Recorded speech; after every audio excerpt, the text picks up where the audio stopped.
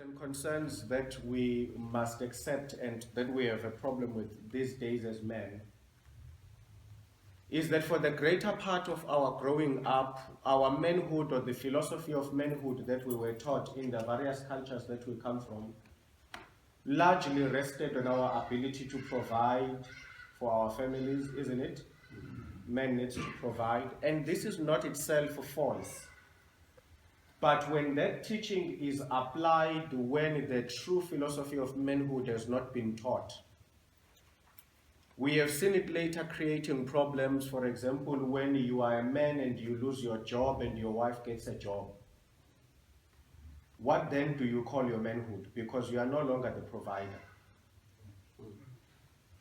Or you have a job, she has a job, she gets a promotion and it's double your salary. What then is the definition of your manhood?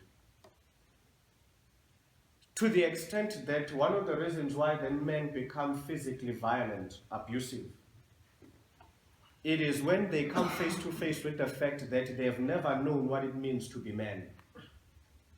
And now they are facing an environment where all their definitions of being a man are being stripped away. And you feel naked and exposed as if your wife can see the emptiness of your manhood. So that fear drives a man to want to quickly overcompensate for the lack of inner manhood by becoming physically abusive.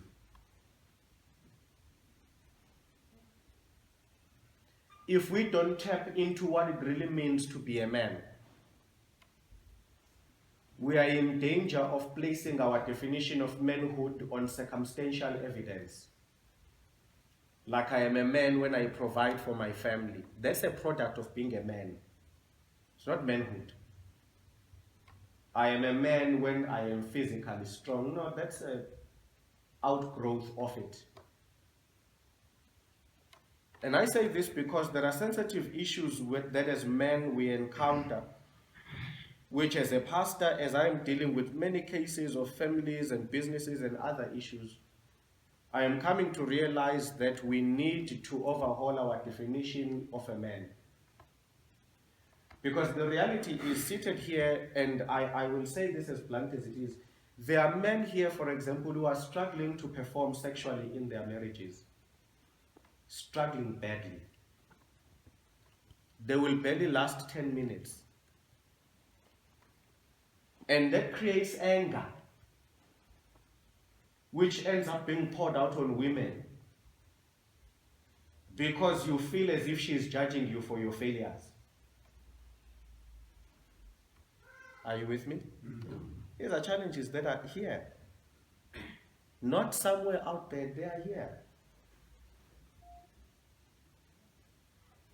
And when those challenges come, they test your definition of a man. Because to a larger extent also, even if we grow up in a Christian setting, men tend to naturally take pride in their sexuality. We grow up being boys. Some of us will be blessed in that we will not do any sexual experimenting.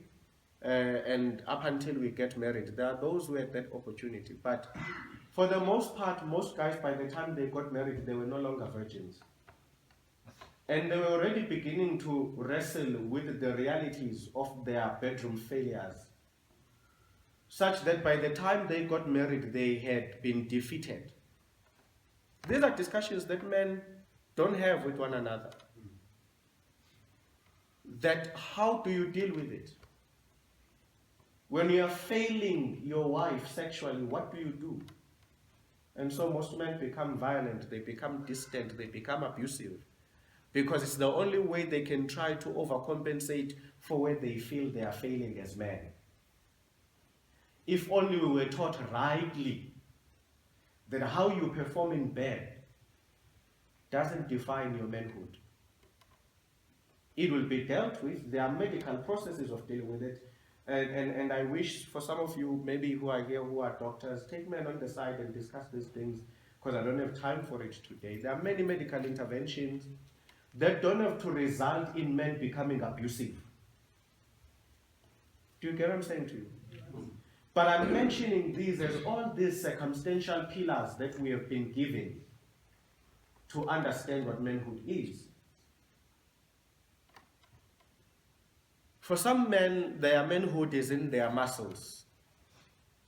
I'm strong, I'm a man, I can pick up this, I can do that. I've had to deal with cases where men had to be sick, physically sick. And not just small sicknesses, chronic illnesses that really debilitated them physically.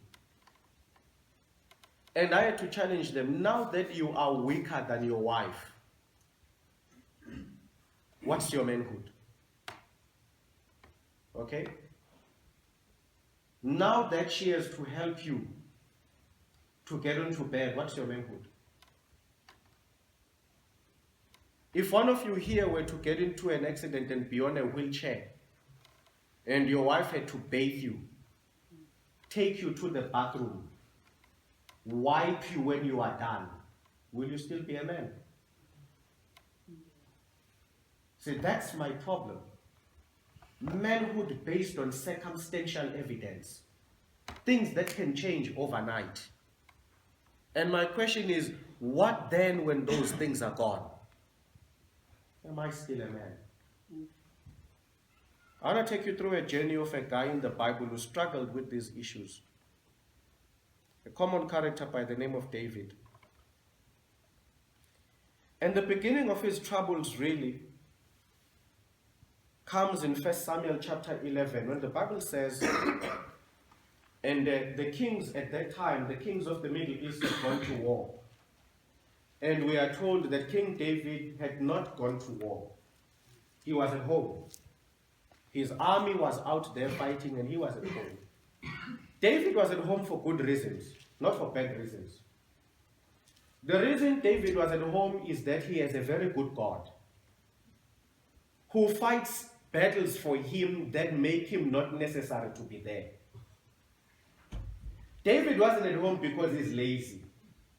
His leadership is very symbolic. The real leader is God. Are you with me? Yeah.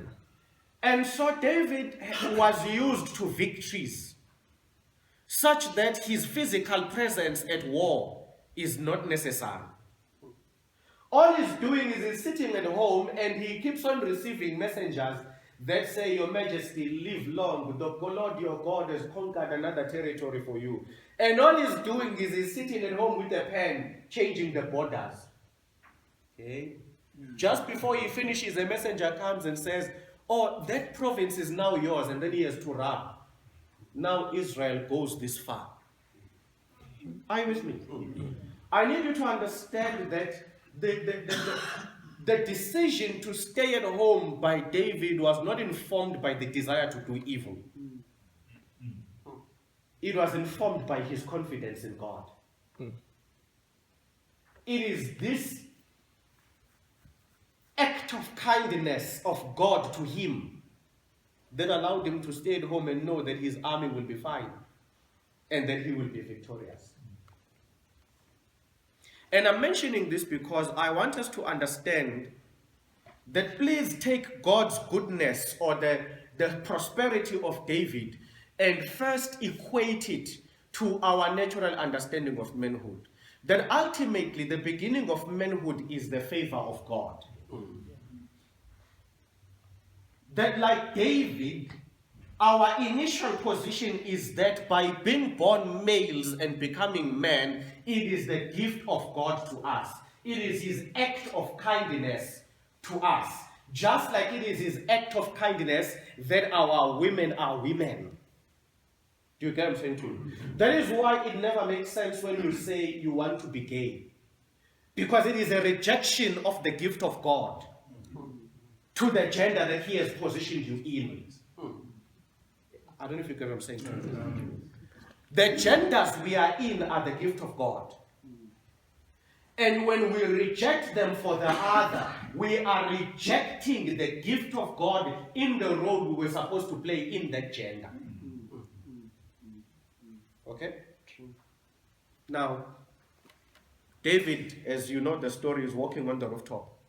And while he's walking on the rooftop, he's got his palace. And for some of you who would have gone to Israel or have seen the pictures of how Israel looks like, Jerusalem is a mountain. The whole city is built on a mountain, whose bigger mountain is Mount Zion.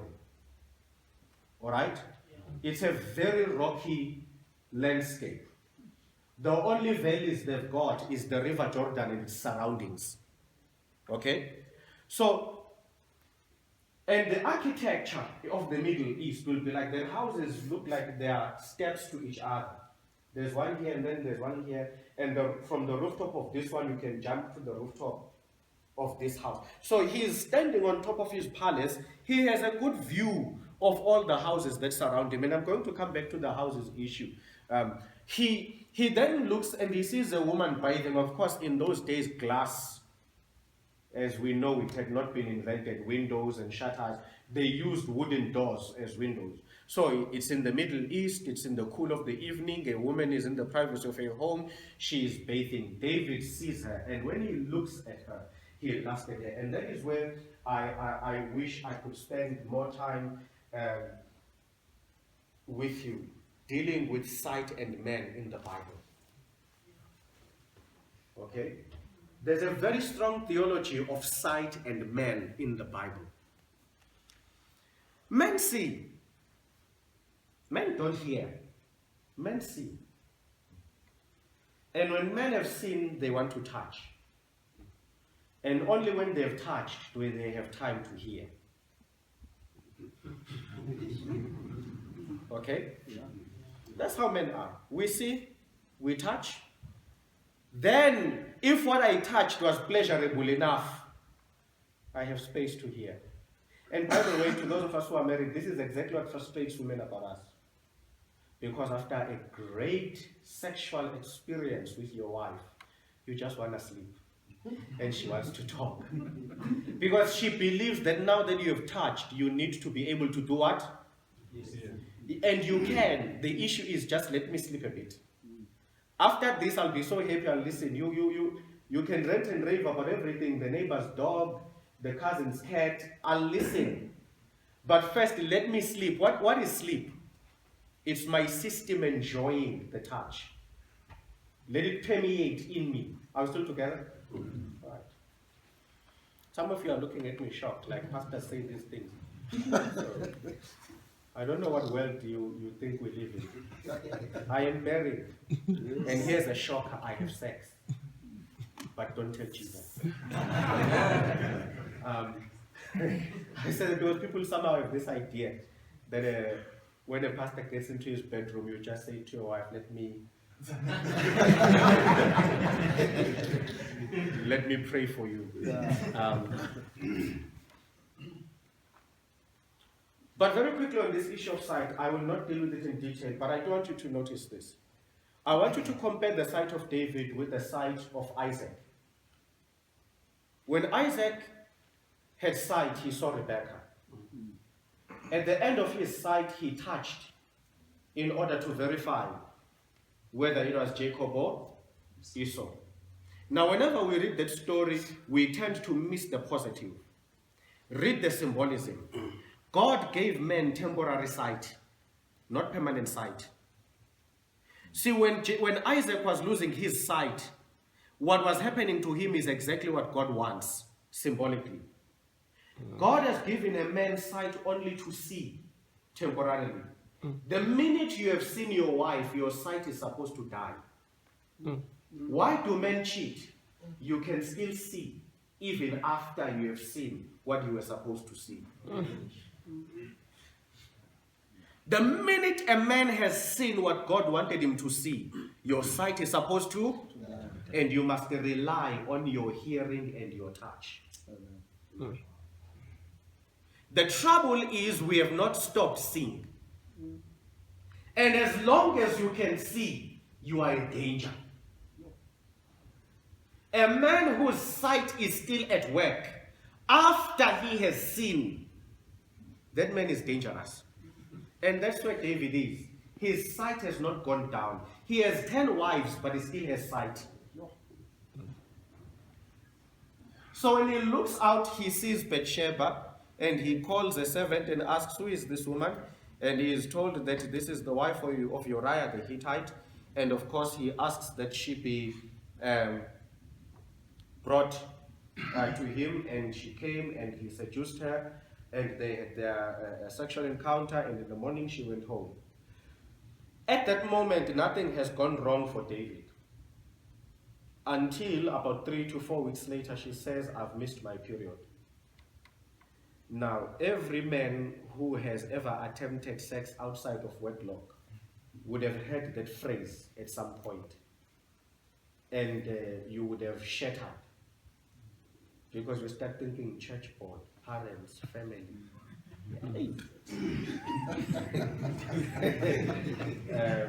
When you are married, that phrase is a blessing. When your wife says to you, I've missed my period, you praise God on high, because you know you've been blessed. But when you are not married, you start bargaining with God. You start pleading with God for nature not to happen. By the way, do understand this. When you have sex and someone doesn't get pregnant, that is where sin happened. By nature, your seed must result in pregnancy. So when you are upset that she's pregnant, you are angry with divinity. That is what these seeds were supposed to do. It's when she doesn't get pregnant that you should get angry. Something didn't go right. So our logic is perverted.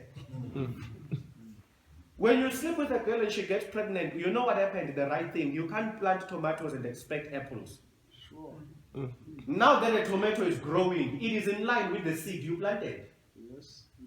How can you go to your garden and say to your apple tree, how dare you give me apples?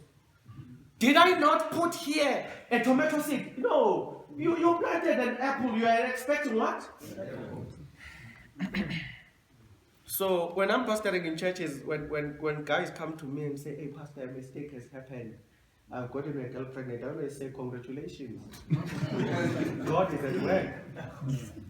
The mistake is not that she got pregnant. The mistake is you got her pregnant before time. But the pregnancy, it was nature at work. That's why David says, I am fearfully and wonderfully made. That's what he meant. It's what you've just done. And so the sight of David gives him this woman. Now the woman is pregnant. He sends a message to the army that Uriah the Hittite needs to be brought back. Now, I must admit here, David is a very smart man, a crafty guy. Okay? He brings this guy home. He says, look, I've received a report that you are doing very well in the battle. You are achieving quite a lot, and I'm quite happy with you. Your performance is outstanding. So I've decided to give you a few days leave. Go home, enjoy your wife, and relax. I will deploy you maybe in a week or two from now. And Uriah the Hittite says, okay, no, that's fine. Thank you, Your Majesty. He walks out the door and he thinks to himself, no, man, this is not a good thing. Who would be enjoying their wife's bed while their brothers are dying in war? Now, you need to understand the extent of the betrayal. I'm coming back to the houses. The fact that David could see the house of Uriah the Hittite tells us something geographically. See, when we do our ancient Near East expositions, the king's palace would be immediately surrounded by the mansions of his advisors, what we would today call cabinet ministers. In between their houses were houses of soldiers who belonged to their personal guards.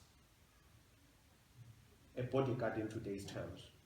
Uriah was not an ordinary soldier, just any soldier from anywhere. He was not. Uriah was David's personal bodyguard. He knew him. His house, the location of his house, historically tells us he belonged to the guards who specifically were responsible for the guarding of the king and the royal family. He didn't just betray a man from afar. He betrayed the one man who dedicated his life to David's family. Now that is how I feel when a pastor sleeps with a church member's wife. That betrayal for me is very serious. When a pastor, when an elder decides to violate somebody's family, I find that to be very painful. Because I'm not saying when you go and you violate a woman there, it's okay. But I'm saying imagine the extent of the betrayal when the man who has been leading you every Sabbath comes and violates your home. See, for me, it's very important that when you get into church leadership, you really need to think very carefully. Very, very carefully. I'm one of those guys who took a very long time to respond to the call. Because it wasn't so much about just the preaching aspect of it. My biggest concern was, will I be morally upright enough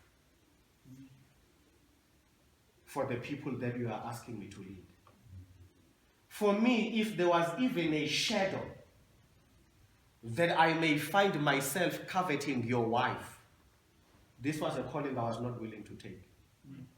And my biggest wrestle with God was never about money or what it means to be a pastor. My biggest wrestle with him was, I need to know, like Moses needed to know you would be with him, I need to know that you will guard my morality and ethics every day.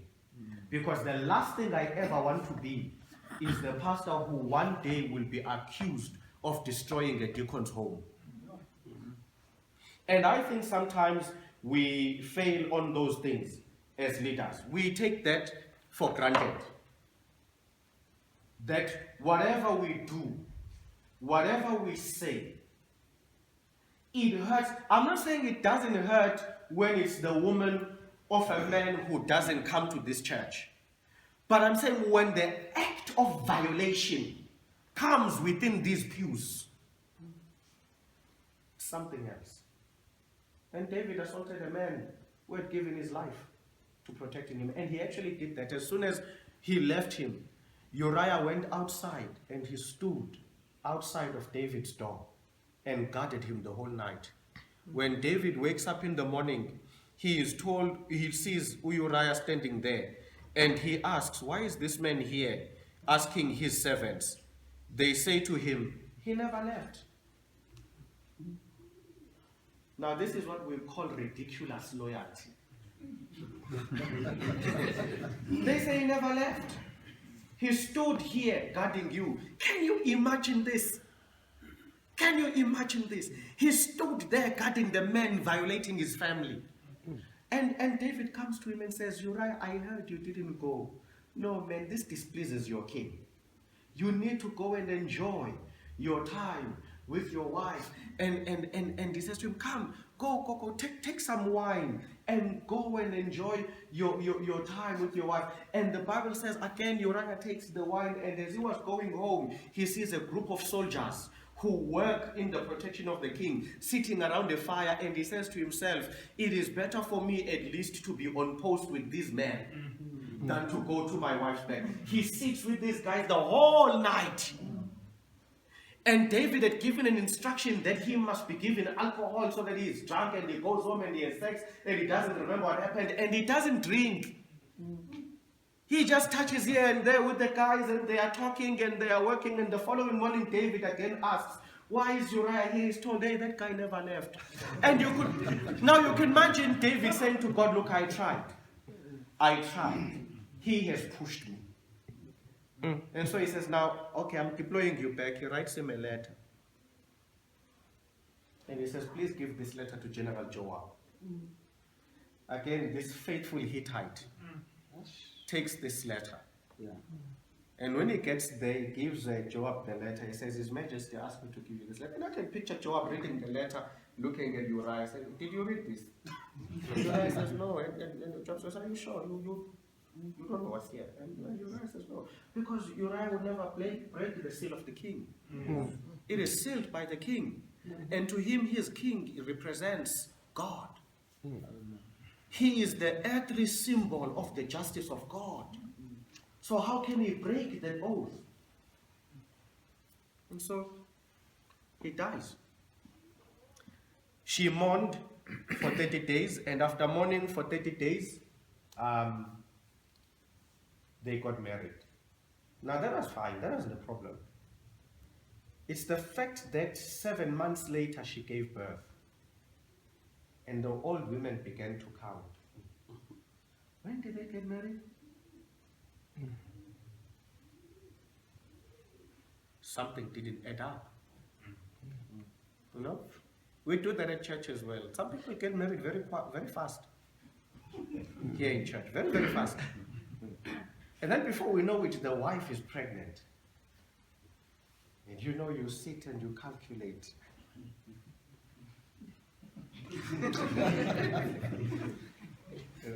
I used to have a deaconess in one of my churches, elderly lady, in her late 60s. Couldn't beat that one. She would come to me and say, for this.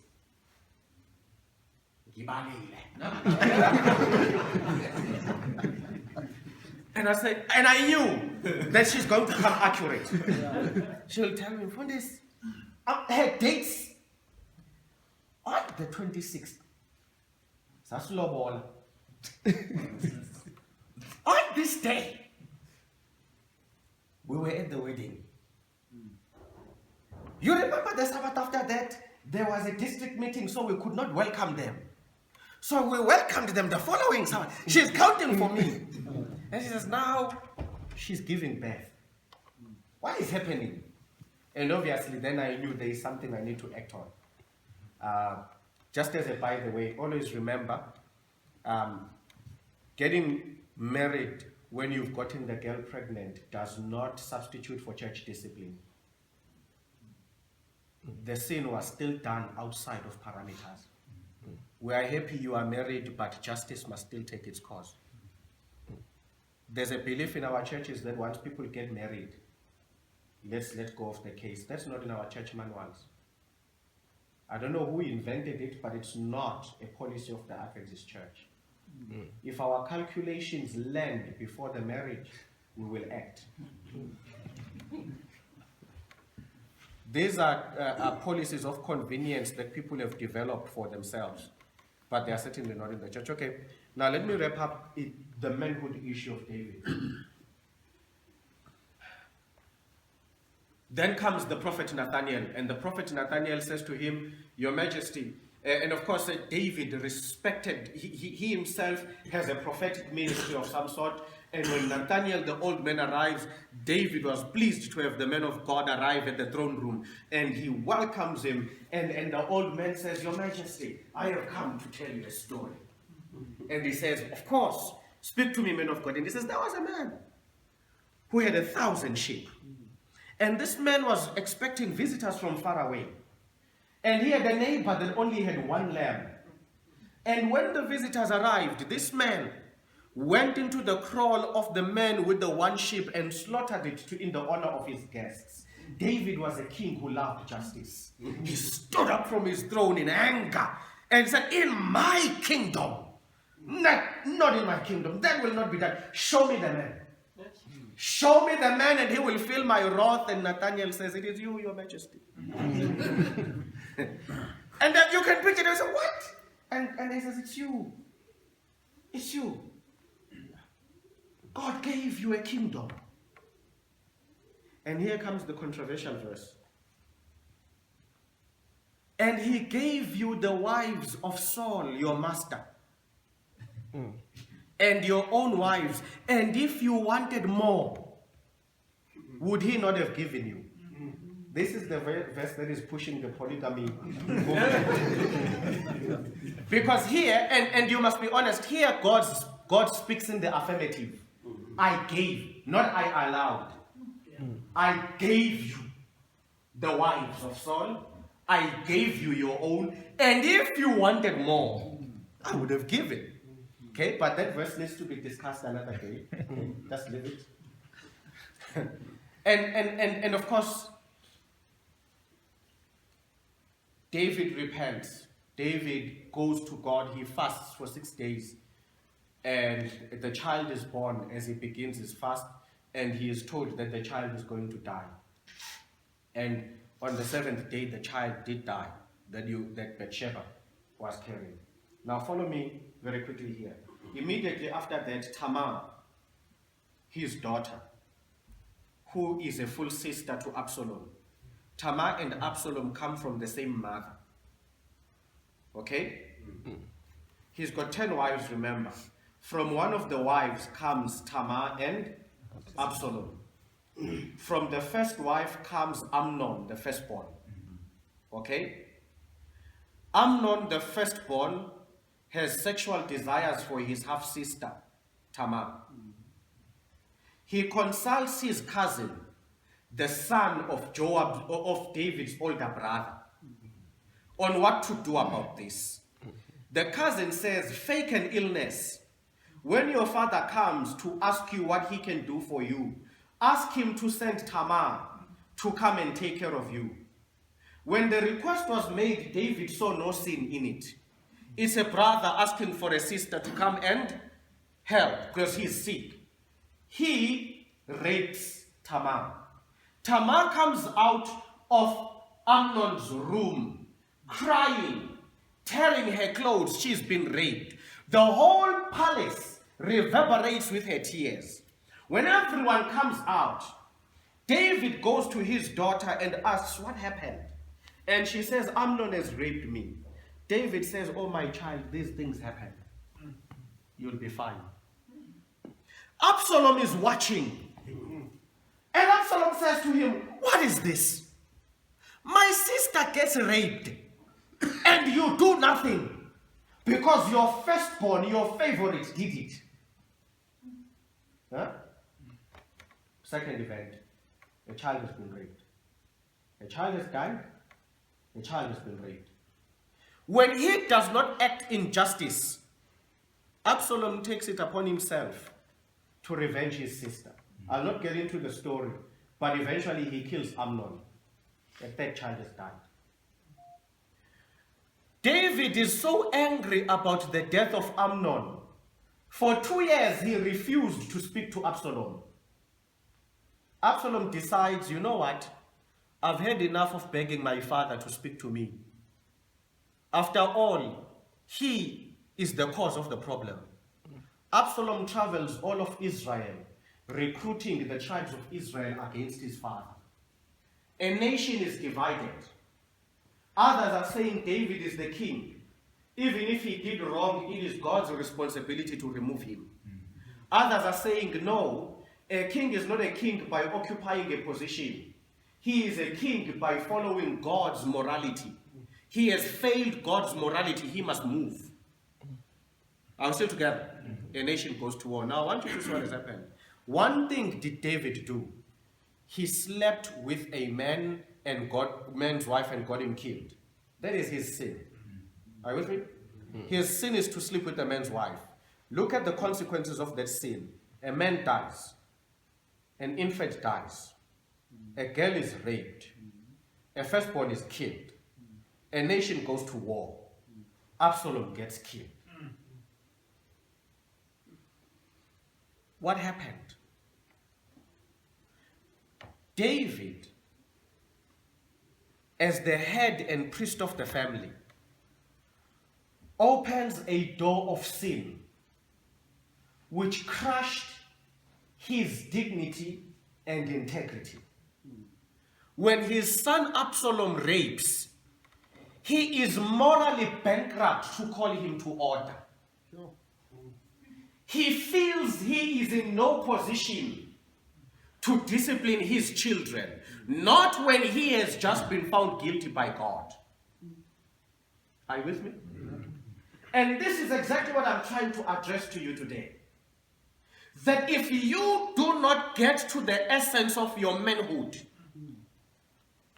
you will fail across the spectrum of the things God has asked you to do.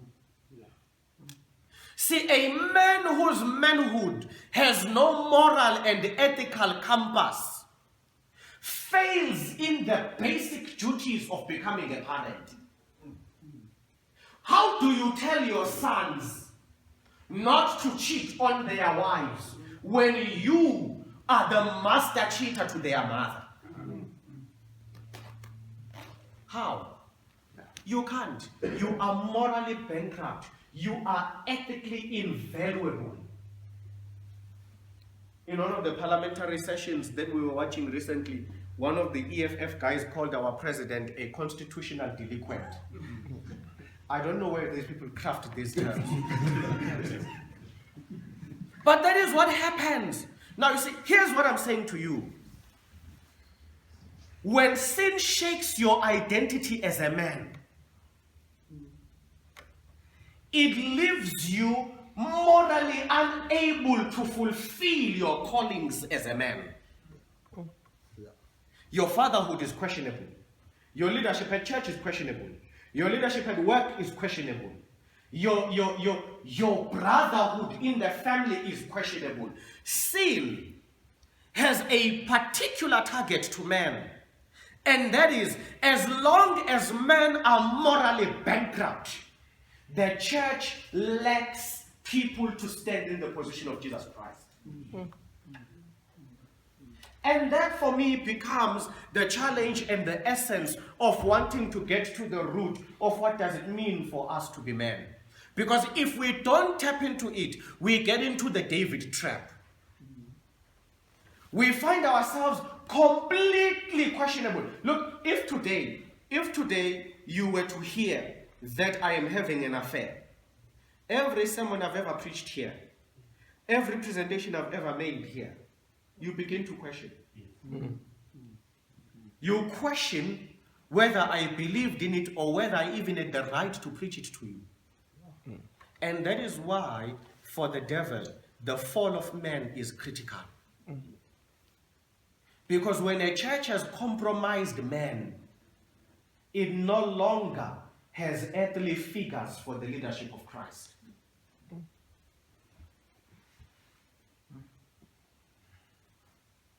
Do you understand what I'm saying to you? Issues are bigger than you as an individual. And the problem is men who act at an individualistic level of thinking, not understanding that your behavior as an individual impacts the reputation of a system and those who are in that system.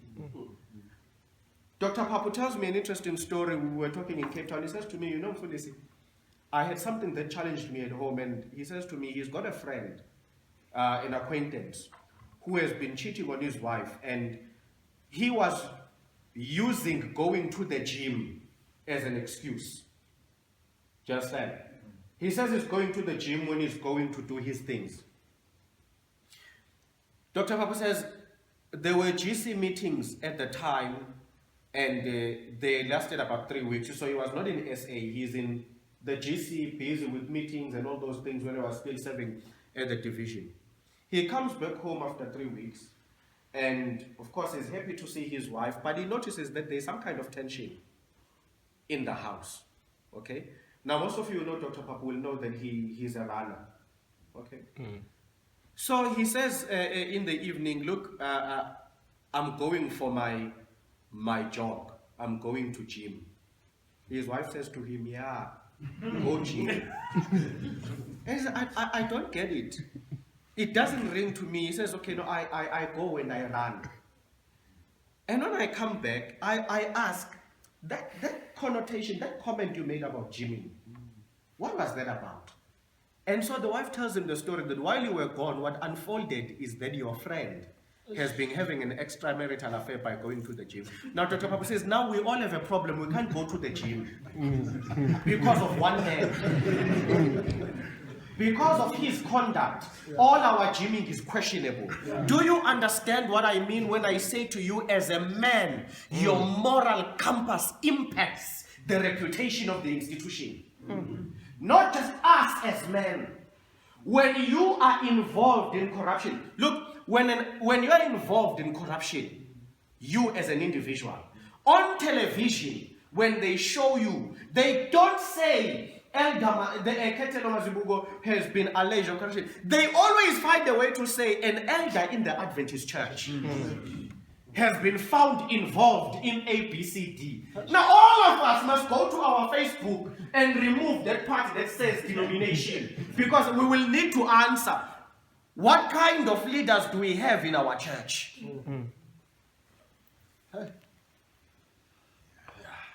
There has got to be a deeper sense of a moral compass in being a man that is bigger than just being a male. And for David, that began at Psalm 51.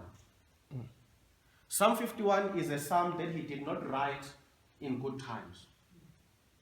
He is on the graveyard, looking at the 3 graves of his sons, all dead because he lost his moral compass. And he begins to say to God, you know what? I was conceived in iniquity. I am a sinner from birth. And he makes his plea that create in me a new heart and restore a steadfast spirit. That day, David discovered what it means to be a man. That to be a man, as I define it, what is manhood? That's why I said there's a difference between a male and a man. A male is a gender person. A man is a species upon whom God imbues the symbolisms of his leadership. These are 2 different things. And you need to decide whether you are a male or a man. A male is physical. A man is the software that runs the physical.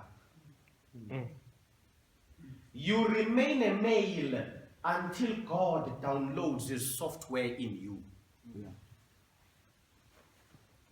As soon as God downloads into you his qualities of leadership, which include unconditional sacrificial love, protection and service, then that day you become a man. On that day of Psalm 51, David became a man. And that is why later, years later, when Solomon had also lost his own direction and had become a male instead of a man, what do you read in 1 Kings 11? God comes to him and says, you have grieved me, but because of your father David, the man after my own heart, I shall show you mercy. What had changed? Is this not the same David who killed? This is what had changed. On the day of Psalm 51, he finally allowed God to download himself into him. And that's all I just came to say to you today. Graduate now from being a male and become a man. To be a male is not an achievement. You were born it, you had no choice. But it was God's gift to you as a foundation to manhood. Now, to be a man is not naturalized. To be a man is a choice. To be a man, you must give God a chance to download himself into you. And it is my prayer and my hope that the men seated here this morning are ready and willing for God to download himself into you. Being a man has nothing to do with what you like doing. You see, when you put software in a computer, I recently had a laptop that was a bit oldish. But I took a chance and decided to download Windows 10 into it. Because it was a 2014 laptop, so I thought, no, it might still have some energy. After I finished downloading Windows 10, that thing crashed. Till now, it refuses to switch on. What am I saying to you? See, a hardware has no choice but to obey the instructions of the software. And the minute hardware resists, it has no option but to crash. As soon as God downloads himself into each and every one of us, You can't say I can't forgive my wife. You know, whenever someone says to me, I can't forgive my wife, I hear a male, not a man. Because then I know the software giving you instructions is not the one from above. Because when the software of God is downloaded, it's not what you like, it's what He wants the hardware to implement. And this cuts across the board, married or not married. So I said to you, when your wife offends you, the male wants revenge. The man seeks forgiveness. And first you must wrestle inside of you. Decide who will be victorious, the male or the man. How you will react will tell you which software has been downloaded. Now, a man will go to his wife after an offensive situation and sit next to her on the couch and put his hand around her and say, are you okay? I sensed by your words that, hey, you were not okay. What happened? And the man will say, before you even tell me, I'm sorry. Whatever it is that got you angry, by the way, she's the one who was wrong. You are the one who is right. And then say, I sensed I did something that upset you. I'm very sorry. Anything that hurts you hurts me even more. Because that's not what I want to do to you. I'm very sorry. And then you give her a hug and then you say, now, retell me, what happened? What did I do? Only a demon-possessed wife will after that still argue. A woman who also in her has been downloaded the Spirit of God, which defines womanhood to her, will immediately say, actually, it's I who should apologize. I shouldn't have said this, I shouldn't have done that. And I'm challenging all of us here to start operating on a manhood software, not on a malehood one. A manhood software, how many of us here have got, and I'm not saying this as a class issue, how many of us here have got maybe 2 cars at home? Okay. So probably one for you and the wife. Yes. You see, a manhood software is quite interesting. Manhood software allows you, when your wife upsets you, when she upsets you, to go wake up in the morning on a Sunday like this one, like now when we are done, you go home after this message, God has downloaded His software on you. You go home, you take your wife's car, you take it to the car wash, they wash it, you pay for it, you're upset. She said something yesterday evening that upsets you, okay? And you fill in the tank and you bring it back with the full tank and you say your car is washed and your tank is full. That's manhood. Males, when they are angry, they don't buy groceries. When males are angry, there is no petrol. Because when a male is angry, he lives with his wallet. A man rises above his anger for his actions to still continue to communicate his love. And this is not a thing for the married. You do this for your sister. You do this for your mother. You do this for your younger brother. You do this wherever God has put you.